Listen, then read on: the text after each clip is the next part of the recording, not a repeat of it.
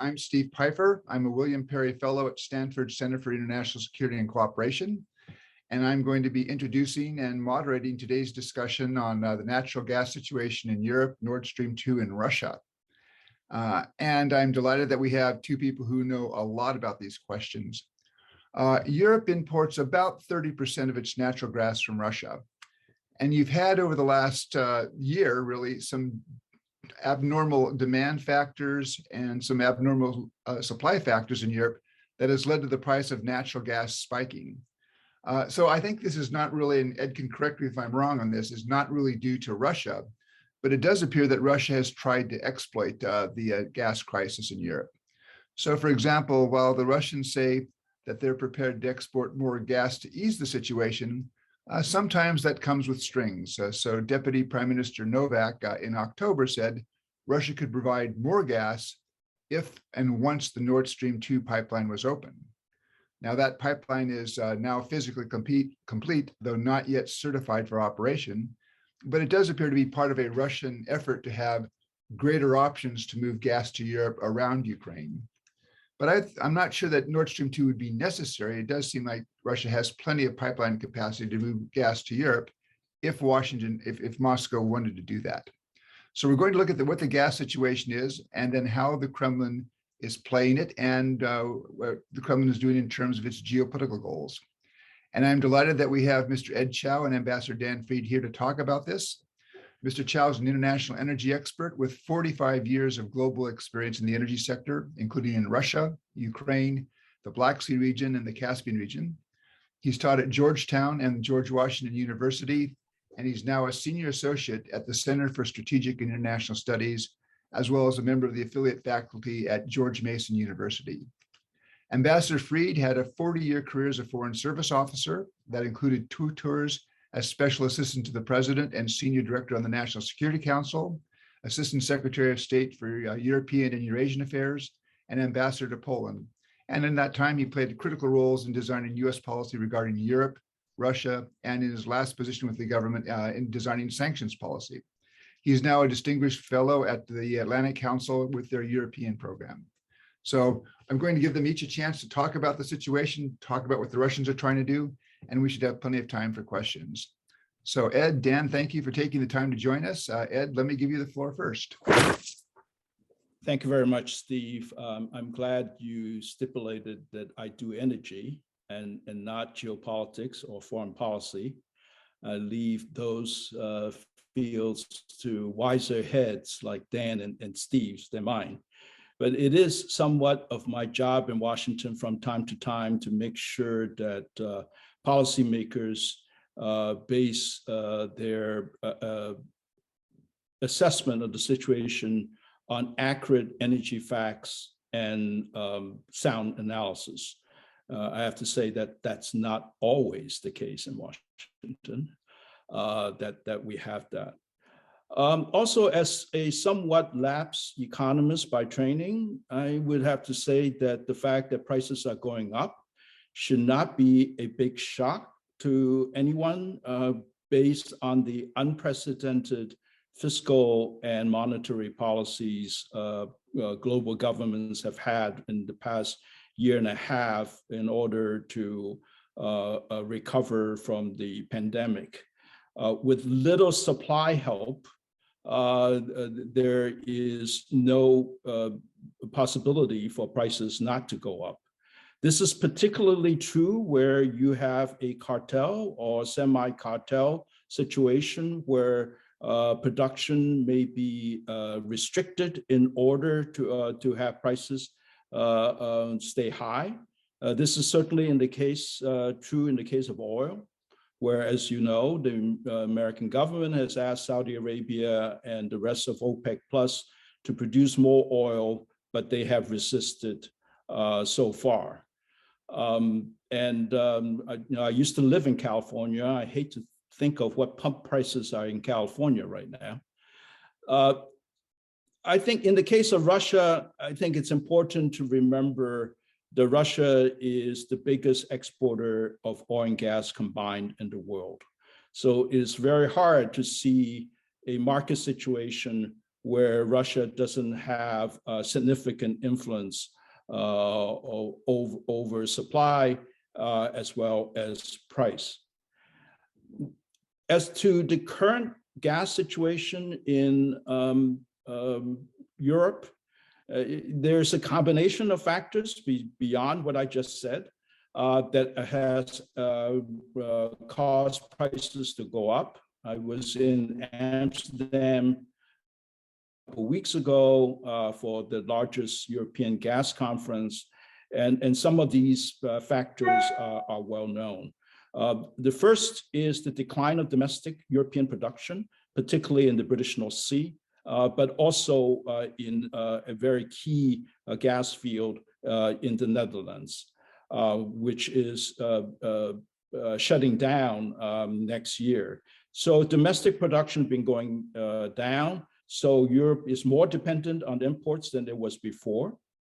Storage have been very low, partly because it made little commercial sense to store gas in the last couple of years when prices were low, and partly because of the pandemic.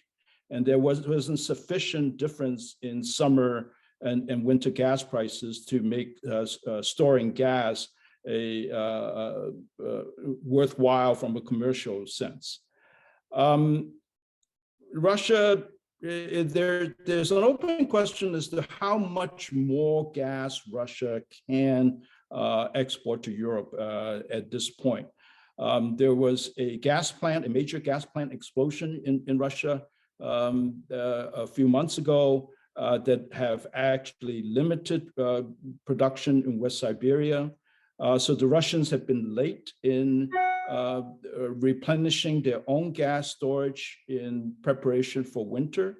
Now that situation, according to the highest level in Russian government, starting with President Putin, is now taken care of in the sense that Russian gas storage is close to full. So Russia could be shipping more gas into European gas storage if it wanted to. That's the market assumption. Now, why isn't it doing that? This is where the speculation that Steve just posited comes in. Variety of reasons, because Russia is actually fulfilling its contracts to European gas buyers. No one is asking Russia to sell them more gas based on today's very high gas prices. So what the European market is really demanding is for Gazprom to ship gas into its own European gas storage capacity in order to dampen prices, so that everyone feels more comfortable with the winter gas storage levels. The question is, why should a commercial operator do that? Well, one answer, which was given in Amsterdam by the head of Gazprom Export a couple of weeks ago, is that as a long-term, what they would like to think of as a reliable gas supplier, Russia benefits not from either very high and unsustainable gas prices or very low and unsustainable gas price. So it should be in the long-term interest as a reliable supplier to make sure that Europe continues to want to buy more Russian gas in the very long term. So we've got this odd situation where we've just had the completion of COP26 in Glasgow, where the developed world in particular said we're going to swear off fossil fuels. But at the same time, Europe is saying to Russia, why aren't you supplying us with more gas? And the president of the United States is saying to Saudi Arabia and Russia and others, why aren't you producing more oil?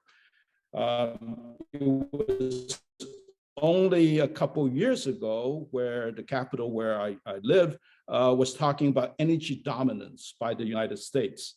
And then a year ago, President Trump asked OPEC Plus, really it's only Russia and Saudi Arabia, to cut production to prop up the American shale industry. Couple of facts on Nord Stream 2, and then I'll leave the rest of the discussion. The source of Nord Stream 2 gas is from Yamal Peninsula in northern Russia. So the critics are somewhat mistaken by saying that Nord Stream 2 will allow Russia to both increase its market share in Europe and bypass Ukraine at the same time. It can do one or the other, but it cannot do both simultaneously. And there is lots of good reasons from a purely industry point of view why it should be in Russia's interest to sustain some flow of transit gas through Ukraine for the purpose of redundancy in the infrastructure, to give you better resilience, and so on. The question is really how much and for how long.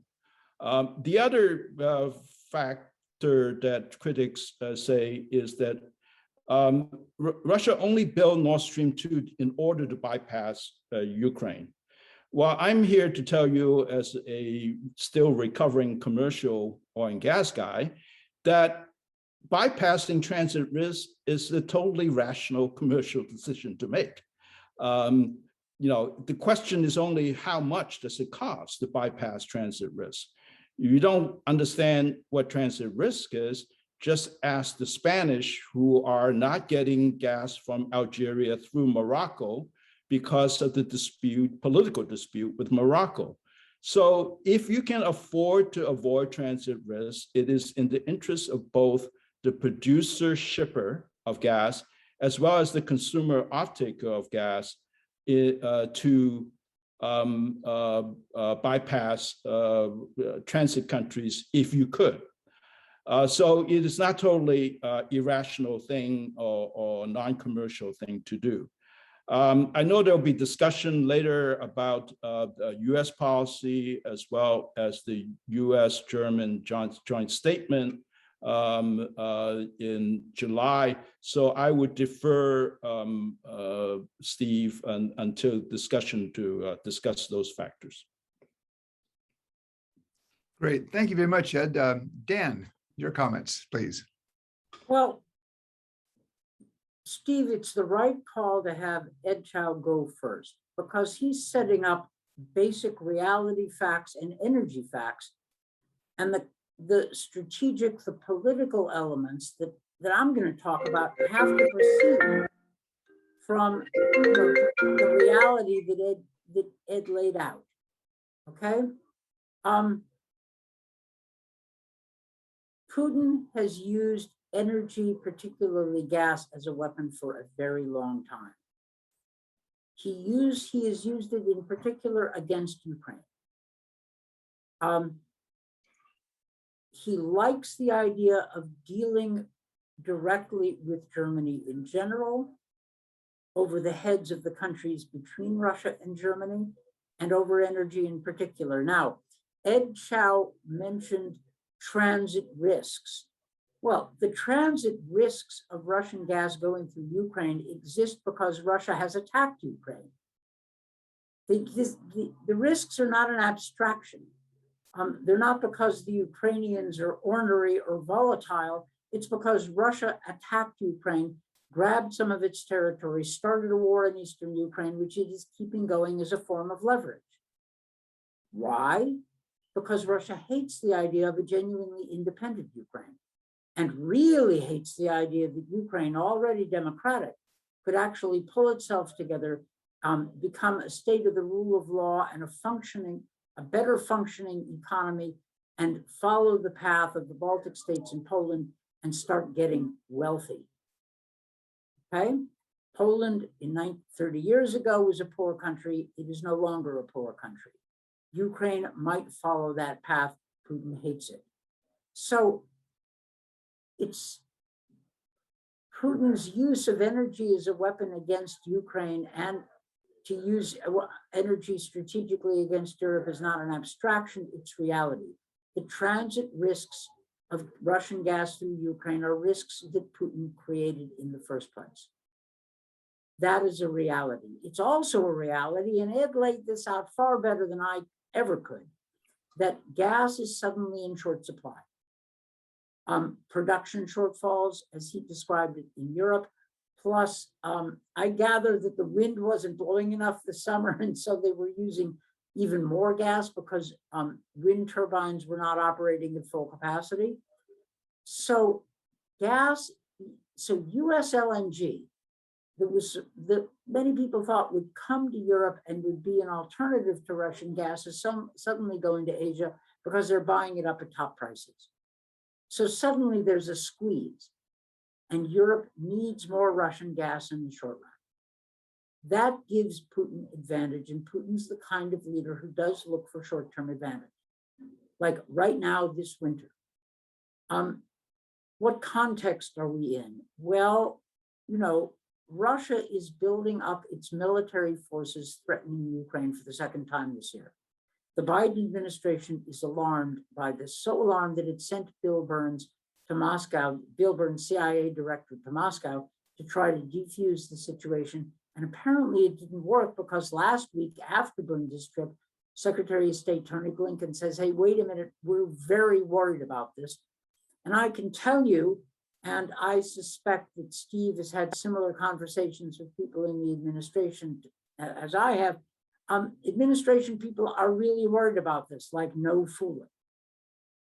So the issue of gas has to be seen against the backdrop, partly of the energy realities that Ed Chow laid out really well, and against the strategic realities that I've been trying to lay out. Putin wants to subordinate Ukraine to Kremlin rule. But don't take my word for it. Read what Putin has said. He has said in a recent article that Ukrainians are not a separate people, and he has made new territorial claims against Ukraine. Big ones. I mean, like 40% of the country. He said, really, Ukraine ought to give it back to Russia. Now, we know that when Putin makes territorial claims, he often acts on them. That is the reality. So the transit risk that Nord Stream 2 is designed to bypass is a risk that Putin has largely created. Now, what do we do about it? There's an irony, and Ed Chow referred to it very dryly, and I think well, when he said, the climate conference has just ended, and here the US is asking for more fossil fuels. Well, I'll defend the administration to this degree. In the short run, we need gas certainly more than coal. Gas is a perfectly reasonable transition energy source. In the short run, we really do need it. In the long run, it's really not the long run future. Putin knows this as well or better than anybody else. His relative advantage in energy is at a height right now this winter, and he appears to be acting on it. What do we do about it? Well, I can't speak to the elasticity of supply in US LNG. I wish it were greater. It's all going to Asia. But the question is, what are the available supplies for Europe, and what can the United States do to help? What can we do in particular to help if Putin keeps squeezing Ukraine? He's withholding gas. He also seems to be withholding coal, an attempt to put pressure on Ukraine this year. What do we do about it? Well, look, Ed Chow said he would demur from speaking about Nord Stream 2, confident that it will come up in the discussion, and I'm sure it will. The issue isn't quite Nord Stream 2 pro or con. Nord Stream 2 has taken on a kind of metaphoric importance as a symbol for whether the West is cognizant of and willing to stand up to Russian energy pressure. The question I have is, what do we do about the short run problem? What do we do about the midterm and longer term problems of Russia's use, Putin's use of gas as a weapon? I tend to be on the skeptical and even hawkish side of Russia policy these days. But I will say this, the Biden administration facing Nord Stream 2 faced a real problem. It was almost complete, and sanctions against Nord Stream 2 might not have succeeded in killing it, but they might have succeeded in alienating Germany. But the US, having issued a joint statement with Germany late last July about energy, means we are co-owners of this problem. Russian pressure on Ukraine using energy was foreseen in that joint statement as a possibility, and both Germany and the United States pledged to do something about it, including sanctions. Well, here we are. So this is a complicated issue, and it comes at a time, as I said, of Russian military buildup against Ukraine, and let's not forget Lukashenko's, Putin's clients' use of migrants, well, weaponization of migrants to try to hit Poland and the European Union. Putin may not control all of Lukashenko's actions day to day, but he certainly is Lukashenko's backer. So energy is one piece of a complicated puzzle. Steve, you bought out a whole bunch when you set up this conference. Timing's good, issues complicated. Great. Well, thank you for those comments. Let me first invite people to submit any questions you may have on the Q&A function, and I'll get to those in just a moment. But let me pose a couple of questions. First, one for Ed. I mean, my impression is that over the last 10 years, Europe has at least somewhat increased its capability to bring in LNG. And what I thought was in part basically a hedge against Russia, perhaps using an energy as a weapon against Western Europe. You know, is that the case? And is there any situation in which you could see where American LNG might go to Europe when Europe, of course, while prices are high there, you still also have very high and very attractive prices in Asia? Well, let me answer your question, Steve, and also the question that Dan asked. I mean, US LNG export capacity is basically maxed out right now because prices are so high internationally, and relatively speaking, domestic prices are low. Domestic prices, by the way, also more than double for a time, but it's now come down by quite a bit already. So if you have the export capacity to ship US LNG from the lower 48 states overseas, you would do it right now. Mm-hmm. The problem is that Asia is willing, for completely different market structural reasons, to pay more. Asia doesn't have the alternative of pipeline gas that Europe has. It doesn't have gas storage facilities that Europe has. And therefore, when you need the gas, you pay whatever the market will bear. That's what the Asians, and we're talking about the Chinese, Koreans, Japanese, that's what they're doing right now. Europe was always US LNG's market of last resort, not first resort. Why is the market of last resort? Because it has all this surplus regasification import facilities that are underutilized. It also has a lot of gas storage facilities. So when no one wants LNG, Europe is going to get a lot of US LNG shipped to them because they're kind of a sink that you can dump your extra LNG to. But when prices are high, it will preferentially go to Asia. That's just the commercial reality. We operate in a market system where the government, the United States government, does not direct where our LNG exports go. You know, as a free market guy, I happen to prefer that. No, there's a question policy-wise as to whether that's the right thing to do or not.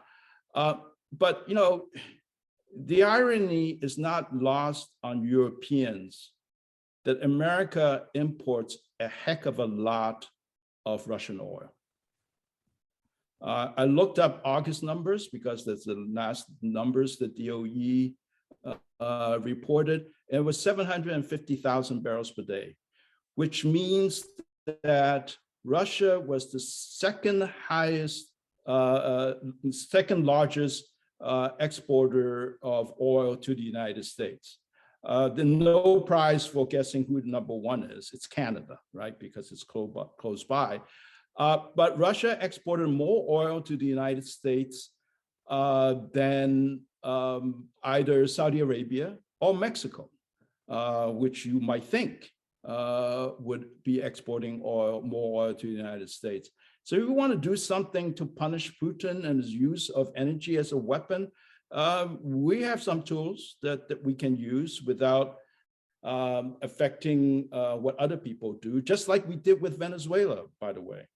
I think the issue, if you don't mind my going on, Steve, the issue that Dan posed about the threat to Ukraine is real. And I've worked on Ukraine for more than 20 years. A lot of it thanks to both Steve and Dan supporting me doing that work in Ukraine. But you know, gas is not Ukraine's only problem with energy security vis-a-vis Russia. As Dan mentioned, Russia is stopping the export of steam coal to Ukraine. It's stopping Kazakhstan from exporting steam coal to Ukraine. Ukraine is starting to import electricity again, mostly from Belarus. Well, guess where how Belarus is able to export electricity, surplus electricity to Ukraine? Because of subsidized Russian gas and petroleum. Most of Ukraine's petroleum product imports, and Ukraine is more dependent on petroleum product imports than it is on imported gas. Most of it comes from Russia and Belarus. So the energy security threat to Ukraine is real, and one that I'm very concerned about, in addition to the 100,000 Russian troops or so and their equipment at the borders of Ukraine. The question, as Dan posed, is what do you do about it? And in my mind, and here I'm wading into waters that's dangerous for me, the Biden administration made the judgment that it is better to be united with our European allies, particularly Germany, in figuring out how to deter Russia and protect Ukraine, including in energy.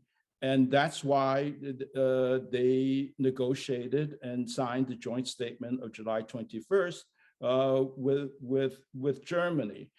I think that's a judgment they made, and I happen to be sympathetic to that judgment. Alliance unity is really important. And well, I don't need to tell Dan that because he was the architect of most of the alliance unity on sanctions against Russia in 2014. So, you know, the real question, as Dan said, is what can you do about it? And I think there are all kinds of things you could do about it in terms of helping Ukraine supply, secure supply in the case of Russia cutting off Ukrainian gas altogether.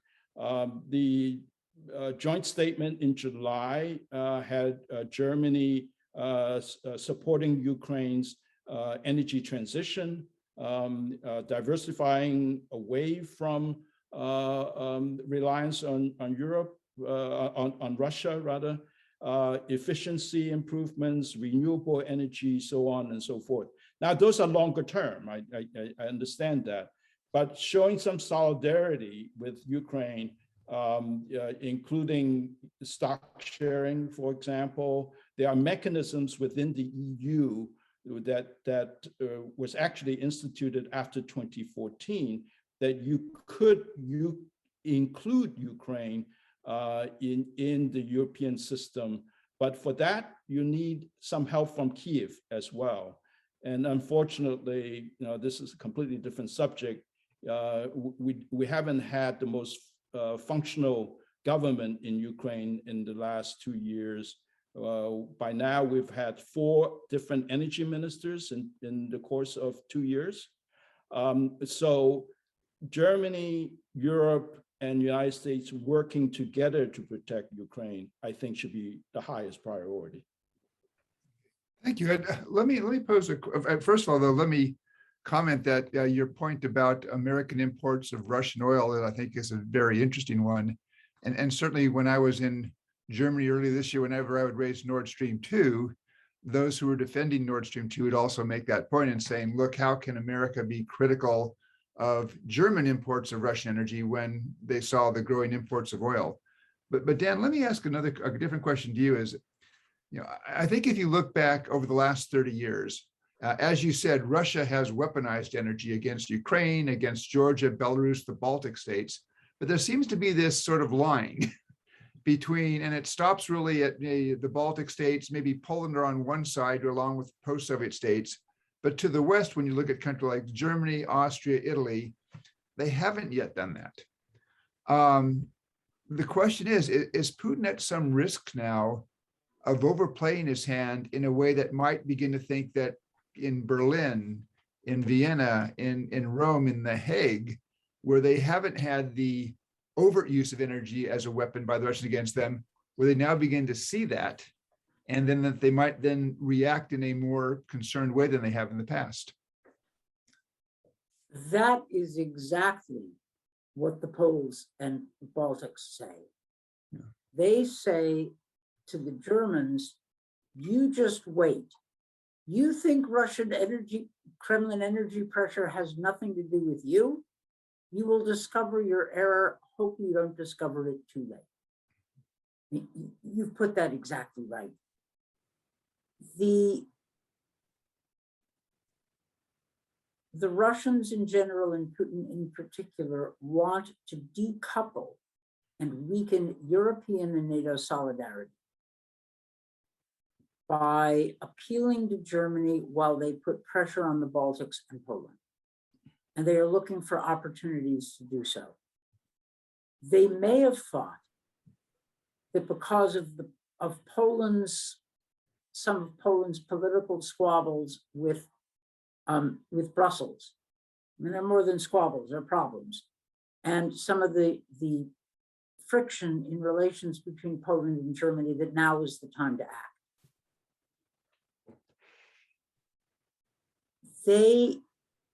All the Europeans need to get serious about Putinism and the problem it represents. And the Germans have been living in a dream world, thinking that, as I've heard them say, the Russians never use energy as a weapon. No, they don't use energy as a weapon against you. They use energy as a weapon against other European countries. Now, that's not fair to the Germans. The German Green Party has opposed Nord Stream 2 and is well aware of this German tactic, and the new German government may have a very different position about the Russians. Moreover, there are some in the CDU, Chancellor Merkel's party, outgoing, like Norbert Röttgen, head of the Bundestag Foreign Affairs Committee, who also are awfully clear-eyed and serious about the problem Putin represents. So it's not really fair to say the Germans. It's been German policy, which has been slow to realize that Putin is seeking leverage not just against Eastern Europe, the old Ost for Germany, but against all of Europe.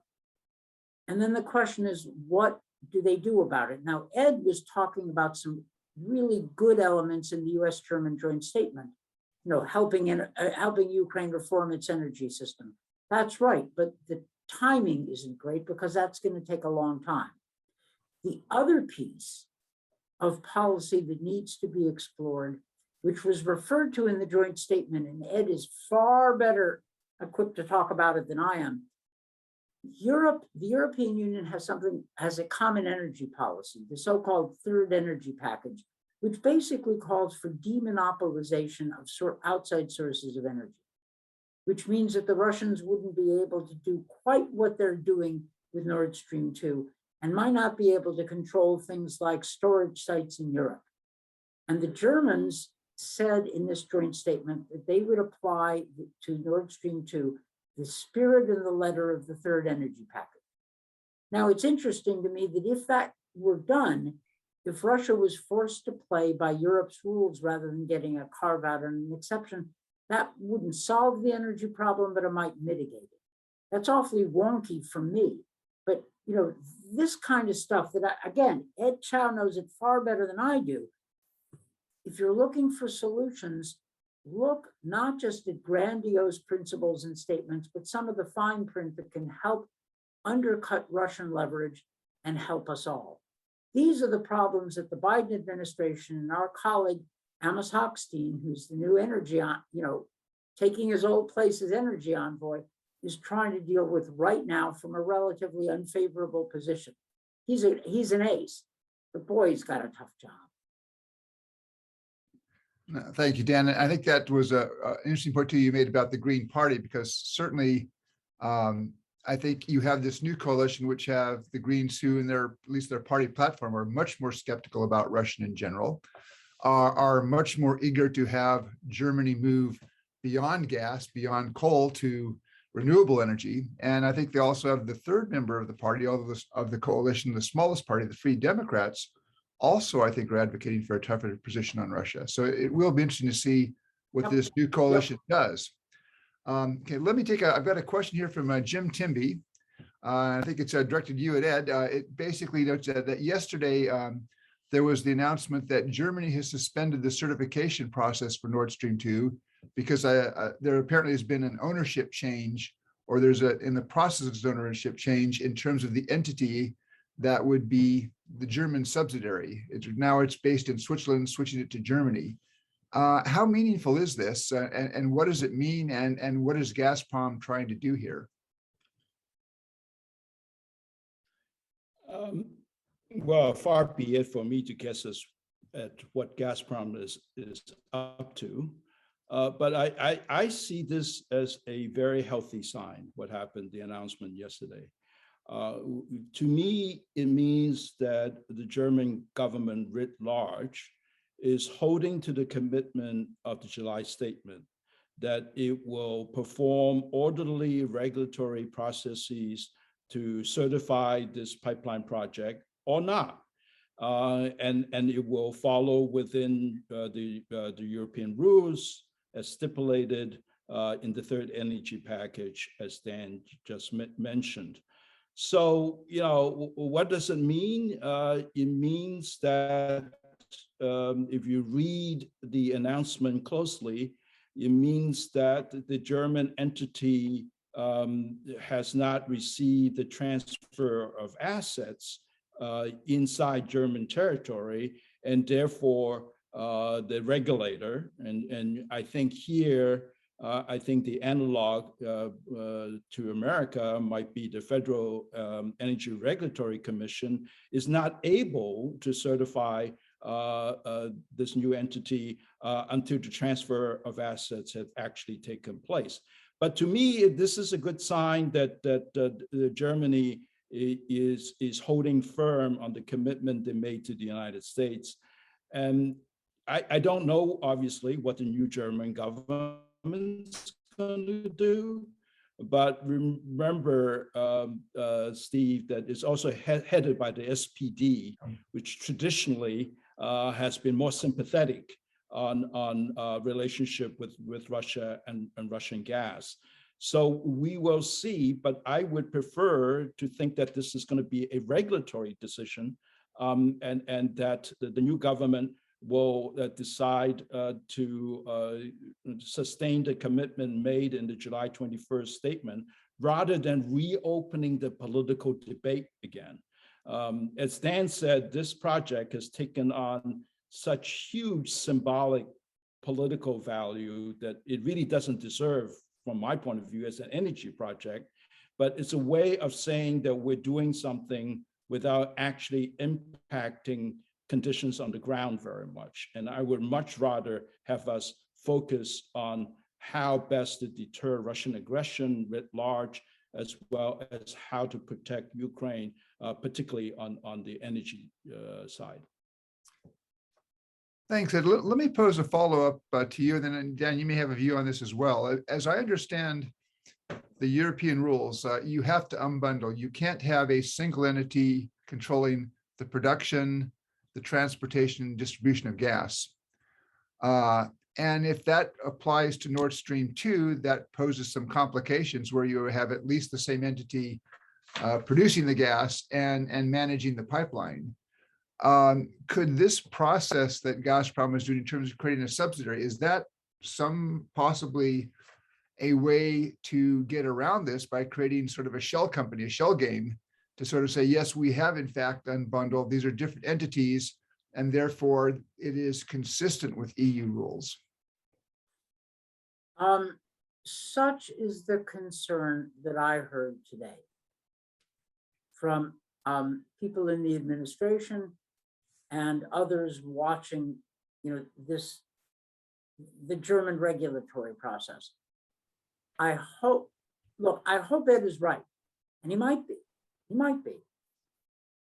But I am concerned that Gazprom will respond with a shell game, and then we will be back to ask the Germans to live up to their commitment in the joint statement to apply the spirit as well as the letter of the EU Third Energy Package, and don't allow shell games, force real changes. Now, of course, and Ed made this point at the beginning, because of the tight gas market this winter, Putin may think he has all the leverage, and he will just ignore, he'll brush off all of this and simply assume that the Europeans will fold. Nord Stream 2, Ed's right, Nord Stream 2 has taken on a symbolic quality, which it may not deserve. But one of the reasons it's done so is because a lot of the German defenders kept saying, well, it's just a commercial project and the Russians never use energy as a weapon, which is frankly a fatuous argument, and they know better. It's better to recognize recognize reality. Don't engage in self-deception or nonsense. And I think that's what drove the Poles and Ukrainians crazy about this, because they were piously told by the Germans something they know, and we all know, and the Germans themselves know, is simply not true. Let's deal with the reality of the Russian use of energy as a weapon under the conditions that Ed laid out, right? That energy is tight, and there are problems, especially in the short run. But then let's deal with that and mitigate the bad consequences. And, I don't know what the United States can do in this case. I wish that there were supply elasticity in LNG so we could, satisfy the Asian customers and then grab a bigger market share of Europe. That would be great. Doesn't sound like it's reality. So we have to deal with where we are. And God, if I could get in a time machine, I might go back a few years and urge Angela Merkel, please don't be so fast to pull out of nuclear energy, because you're going to have to pull out of coal, which is a major problem in global warming.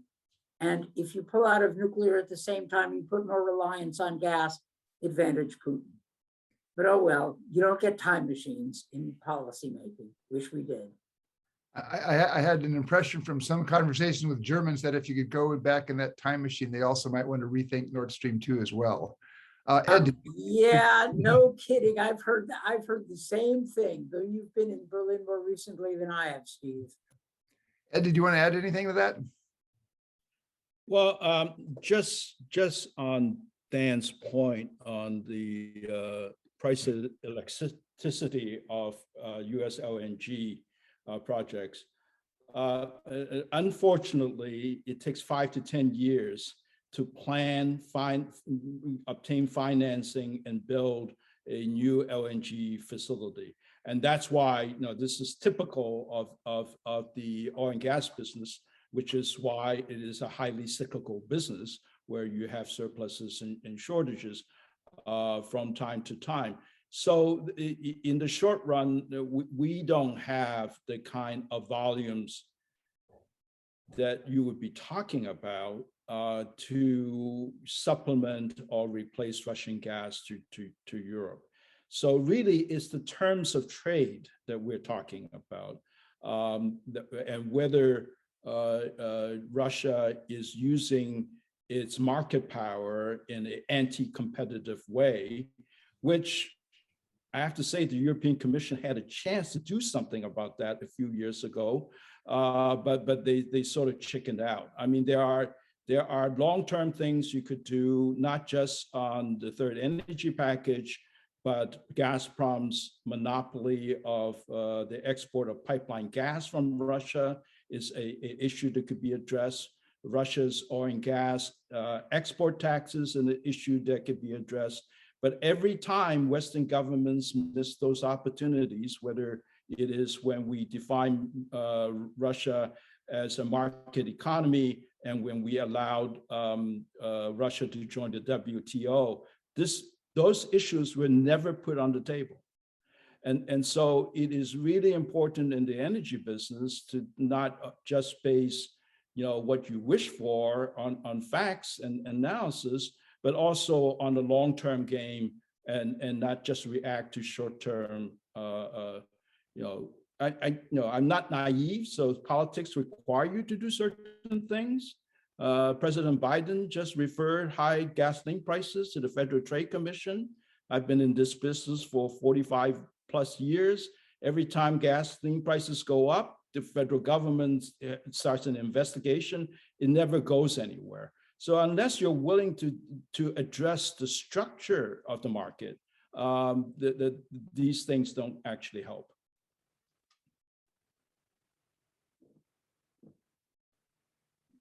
Let me take another question. This comes from Martin Hellman. He's asking about the U.S. angle in this, and that, and I guess I'll direct this to you, Dan. Do you think that U.S. economic sanctions on Russia have played a role in affecting how Russia is conducting its current policy with regards to energy in Europe? I mean, is there a linkage between the two? Well, that sort of gets cause and effect backward. The United States didn't impose sanctions out of the blue to be mean. We imposed sanctions on Russia after it had invaded Ukraine. It seized Crimea and claimed it as its own. It started a war in eastern Ukraine, creating and arming and leading so-called separatist movements that are really agents of Russia. That's why we put on sanctions. That's why the Europeans joined us. It's not as if we were cooperating with Russia and all of a sudden the United States out of the blue decided to sanction him for no good reason. Like, remember how we got here? There's a larger question embedded in that in that particular question. Why has it been so difficult for American administrations to have decent relations with Russia? With Putin, President Bush, President Obama, and let's say President Biden have tried, we'll leave out Trump, that's a whole other discussion. All tried to have good, constructive relations with Putin and all failed. And I think the reason for the failure is not that the US didn't try hard enough. It's that Putin's conditions for good relations with Russia are roughly two. One, that we give Putin a pass for any degree of repression he wants to commit in his own country, which means, as experience has showed, assassinations of political opponents and mass repression. And second, that we allow Putin to dominate those nations, former parts of the Soviet Union, that he claims as naturally under Moscow's control, which Putin has claimed as recently as a couple of months ago in an article about Ukraine, that Ukraine's natural and inevitable state is under Kremlin control. And he almost puts it this way. He denies that Ukraine is a separate nation. And he made territorial claims on Ukraine. So that's the problem. That's the problem. The United States has been willing to embrace Russia ever since the fall of the Soviet Union as a nation, but not as an empire. And Putin insists on efforts to try to restore the Russian Empire. That's the problem. And not, the United States being mean to Russia. Okay. Let me take another question. This one comes from Narman Ustayev, who's actually here at Stanford from Ukraine. He's a participant in the Ukraine Emerging Leaders Program that is run by the Center for Democracy, Development, and Rule of Law here. And this is a question he directs to you, Dan. If you taking the temperature of the European Union, is there any chance that European leaders who are now dependent upon Russian gas for a certain part of their energy needs might react not with the short-term concern that they need gas now, but begin to think in the long term? And if they did think in the long term, and Ed, you may have some observations on this as well, you know, if there was this long-term focus about improving the European energy situation so it did not have the vulnerability that you now see to Russia, what would they do? What would the things that could be done now that might begin to have some impact? I think it is somewhere between possible and likely that Europeans will think more and more in exactly those terms. How do we get through the short term so we can start fixing the problem in the long term? That's the way I put it. The new German government, especially if the Greens have the foreign ministry, is going to be very interested in exactly this question. And there are a lot of other EU member states who are thinking in these terms: the Balts, the Swedes, the Poles, the Romanians. I mean, they want to be able to get to lower Europe's dependence on Russian energy over the medium and long term. And I see opportunities in this. It's a short-run problem, but this is Europe has got to do more and faster, because it sees what Putin does with this. Also, the European Commission, the bureaucracy in Brussels. Everybody knocks the bureaucracy in Brussels, but frankly, they are the ones thinking about this in strategic terms. They don't think in narrow national terms. They think in all European terms. And a lot of those people come from European countries who were on the wrong side of the Iron Curtain during the Cold War. So they get it. And the answer is the US working with Europe in good faith to develop common approaches. And there's a question of what we can put on the table and how you fix the long-term, the shorter-term reality that we need natural gas, which is a fossil fuel, with the long-term reality that we ought to be getting out of fossil fuels. And at that point, I turn to Ed Chow and say, now you fix it.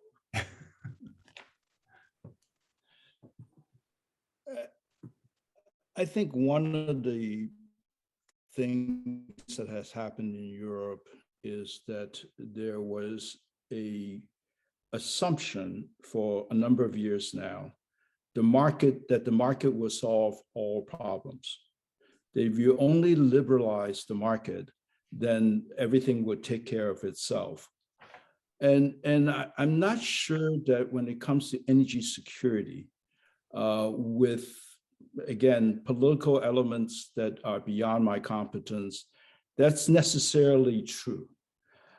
So are there things that on the policy level, such as what I referred to earlier after 2014, of forming these subgroups of European countries that are going to share supply, storage, and so on for energy security purposes, including Ukraine in one of those groups, along with Slovakia, Austria, and perhaps even Germany might be one way of ensuring that Ukraine is better protected.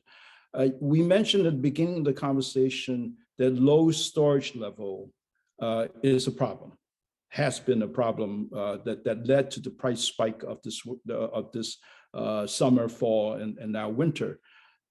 So should we not mandate storage by the government and take the commercial calculation out of it? We do that with oil, with crude oil in the United States. The Europeans do that with petroleum products, but could you not do that with gas to require a certain minimal level of gas storage to be filled so that the short-term market volatility would not hit you as badly, and it could not be used in an opportunistic way by those who don't wish you well. I mean, those are the kind of policy prescriptions that I would be considering if I was sitting in Brussels right now. Yeah, Ed, one quick question. Would in terms of increasing the storage capacity, would that be a problem that the market, private companies might solve on the idea that if I have that storage capacity, I can then store gas now and benefit when the prices go up? Or is that the kind of an issue that's going to really require government intervention and perhaps some government subsidies? The storage capacity in Europe is there. The question is, what are the commercial incentives when prices are low to fill it, unless you get a winter-summer price differential that justify storing gas for a time when prices will go up. And so what I'm asking is that, well, that's fine, but do you really want to draw your storage down to close to zero?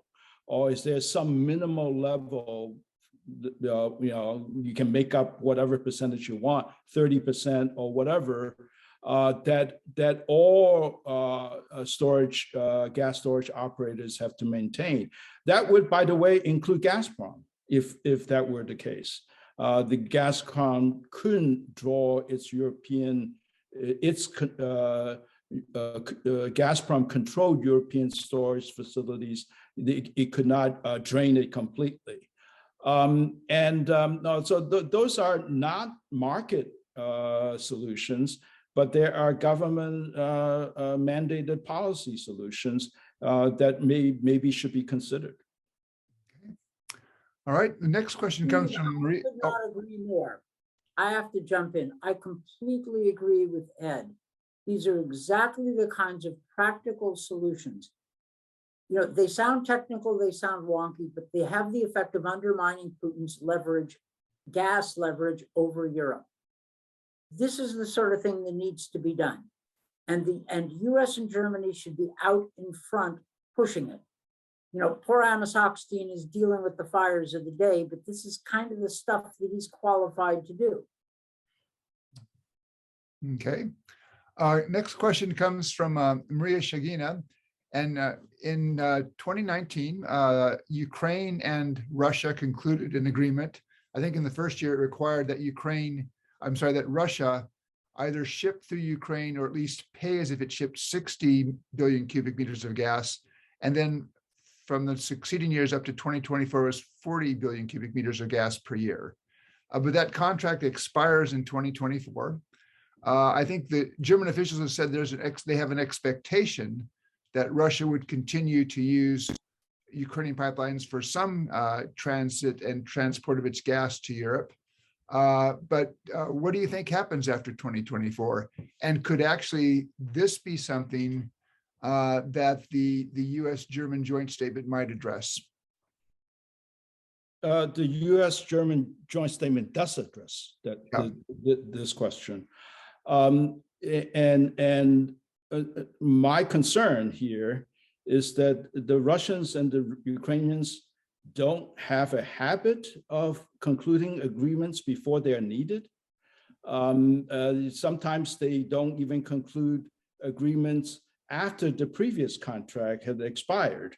So, you know, trying to get them to agree to something that doesn't really apply until after December 31st, 2024 is I think, it's a good idea, but I think it's going to be a tough go. And I'm much more focused on practical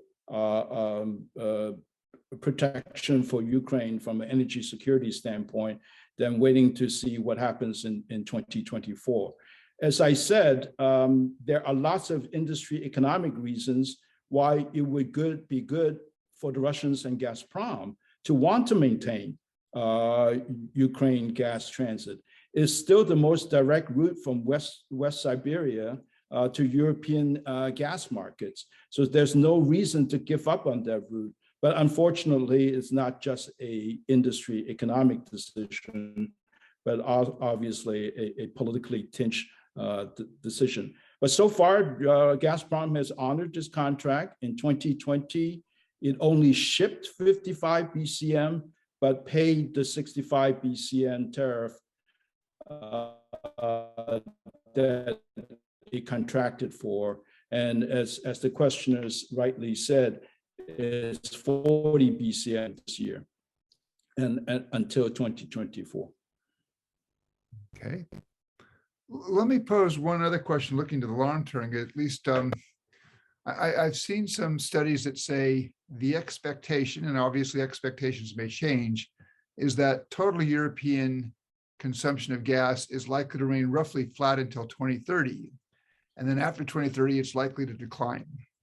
And that was actually before you had the Greens in the German government. And I think they will be pushing for that kind of decline in gas consumption sooner rather than later. But the question for Ed would be is, does that expectation, do you agree with that expectation that you'll see European demand for gas from Russia begin to head down after 2030? And then I guess my question for Dan would kind of a speculative is, does that then leave Putin in a position where he realizes, I have this asset, I have this ability to hold the Europeans vulnerable, but that asset's going to begin to disappear in 7 or 8 years. Hence Putin's aggression right now. He may have concluded that his relative leverage is at a height right now. I mean, think about it. His point of view, US leaves Afghanistan, German government divided, US politics a bit of a mess. Now is the time to strike.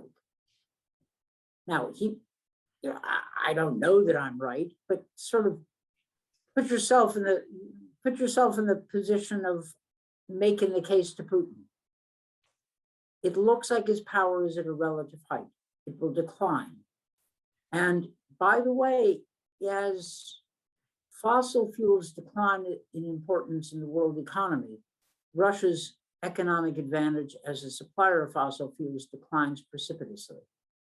Now, they could make up for that by reforming their economy and becoming a value added rather than value extracted economy. But that would require the kind of reforms that don't seem to fit well with the, kleptocracy that is Putin's system. And this, Steve, it'll remind you of the old Soviet Union trap, right? To make the system work, they have to change the system, which is anathema. They get into a trap. And when they try to change it, the whole thing doesn't work out so well. So that, I think, is part of the problem. But it also means that the short run could be a very nasty period.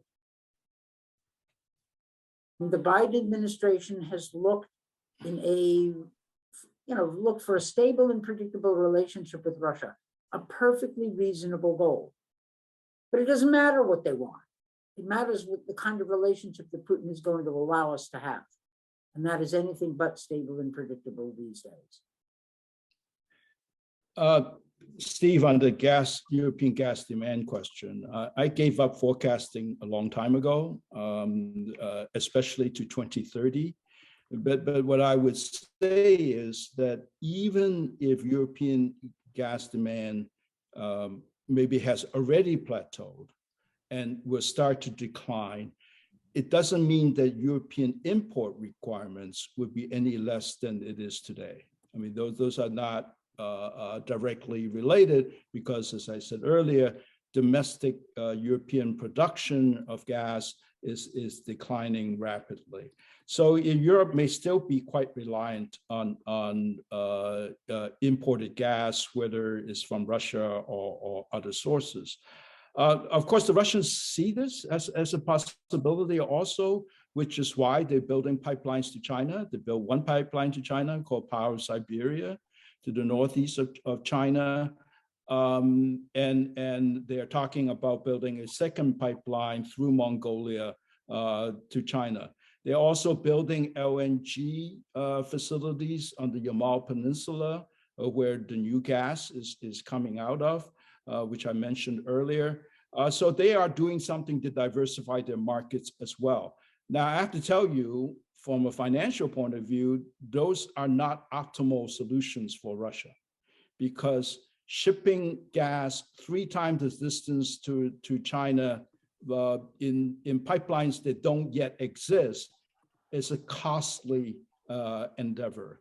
And LNG, if you can do pipeline gas instead of LNG, that's a much better project commercially, much more profitable than LNG would be, where you're exposed to higher capital requirements. You know, but they are aware of this, and I think they are addressing it in their own way. Dan, let me toss one question to you guys. You're there in Washington. How closely, I mean, we've seen reports of some consultations. How closely do you think the United States and Europe are consulting on these issues? And how likely do you think it will be that they in fact come out with a joint response? Well, I've referred to Amos Hochstein a couple of times. He's the right person for these discussions. Also, the Deputy Assistant Secretary of State for Central and Eastern Europe, whose writ covers Ukraine, Belarus, but also Poland, is Robin Dunnigan. Robin Dunnigan, I got to know when she was a Deputy Assistant Secretary in State's Energy Bureau under the Obama administration. So it doesn't often happen that the person in charge of policy is also an energy expert. In other words, the State Department has people, the right people to conduct these kinds of discussions. Now, I know that Amos is awfully busy these days. I haven't talked to him in a while, but I suspect, Steve, he is working on exactly these kinds of issues. And we need to have a common policy. This is very much the Biden administration approach. Work with Europe and then look at these kind of technical regulatory fixes which have a strategic dimension. Kind of stuff Ed Chow was talking about. Figure out ways to blunt Putin's leverage through serious policy. I know, look, I'm a hopeless policy wonk myself. I really believe in the ability of policy fixes to help improve the strategic situation when combined with political solidarity. So, like, I don't know, but I suspect that they're doing it. They were late. I mean, I wish they had brought in Amos Hochstein like months ago, instead of after this US-German joint statement was issued. So, yeah, he should have negotiated it. But look, we are where we are. Steve, consultations are taking place. Visits have been exchanged between Berlin and Washington. There have even been visits to Ukraine at a very high level. And I think, without revealing any secrets, you could say that consultations are taking place as we speak. Okay. I guess one last question, Ed, we have about 3 minutes left. How likely are energy companies, which are, at least in most cases in the West, private entities, likely to respond to this? I mean, what's the interaction going to be like between the companies and also the governments as they come up with these policy fixes? Well, it would require improving the investment condition in Ukraine, which is something that I have failed to do for 20 years. But I think part of the US-German joint statement is precisely to find vehicles where governments can provide certain guarantees to entice the private sector to want to engage with Ukraine on its energy transition, as well as the production of domestic gas, which, as you know, Steve, is one of these potentials of Ukraine that we talked about for the last 20, 25 years. Okay. Dan, any closing comments? Steve, while Washington and the media is focused on the Russian military buildup against Ukraine and the situation with Belarus, these issues are key. Putin is aware of them. It's a lasting problem, been going on for years. And I think this discussion has helped unpack not only the problem, but started to outline some of the solutions. So thanks for doing it. This is great. Okay, well, let me first thank both you, Ed and Dan, for a great conversation. If we were all sitting around the table in the Perry conference room, I would welcome a hearty round of applause. We can't really do that on Zoom, but let me thank you on my behalf, but also on behalf of our audience. It was a great conversation. We really appreciate it.